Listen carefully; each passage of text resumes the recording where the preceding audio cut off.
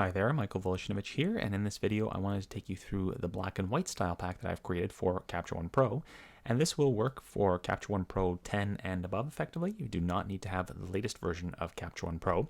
So the first thing you're obviously going to do when you get started is go into this three-dotted icon here in your Styles tab, and you're going to go ahead and import your Styles package.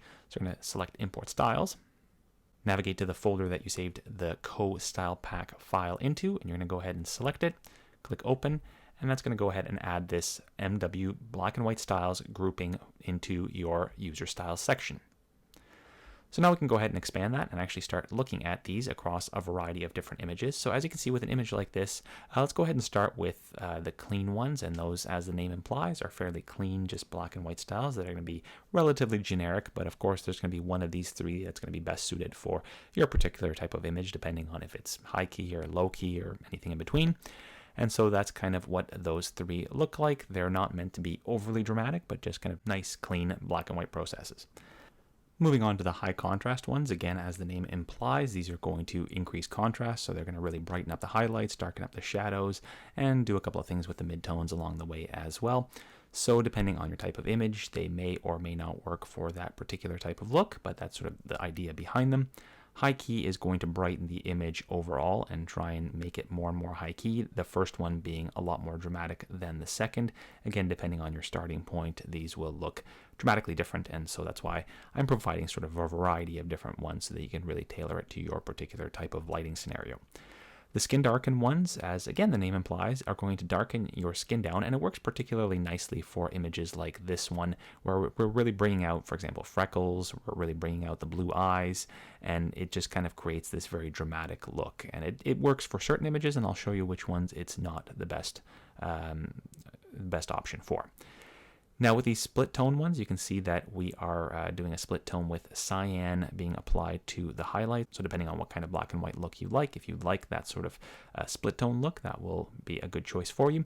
My personal favorites are these split tone yellows, which inject a little bit of yellow into the highlights, and in some cases just a little bit of blue into the shadows. And again, all three of those look quite nice on this particular image.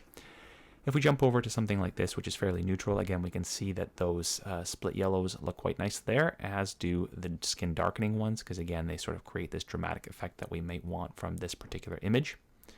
And if we jump over to something like this one here, if we try and use these skin darkening styles, they're not really well suited here because the image is already started up so warm, it's going to darken a little bit too much. So for these, you may want to use something like Clean 1 or Clean 2.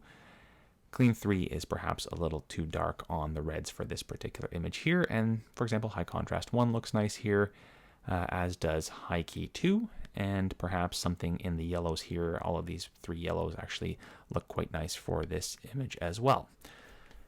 And then if we go to something that is perhaps like this, then really any of these will apply. They'll work nicely.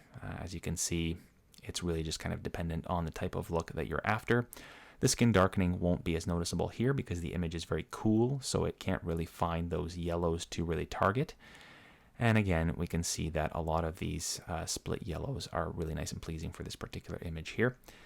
And if we go to a very standard sort of studio shot, once again, you can see that some are better suited than others. Now, if we, for example, decide that we like a particular style, but it is perhaps too dark in the shadows or too dark overall, we can, of course, just use this as a starting point and adjust from there. So let's say that we like this particular one here, the split yellows, but it's too dark. We can go in and we can either adjust the exposure up a little bit, or we can also recover some of the shadows there, and that will sort of make it a little bit brighter. So it's really just a starting point for you.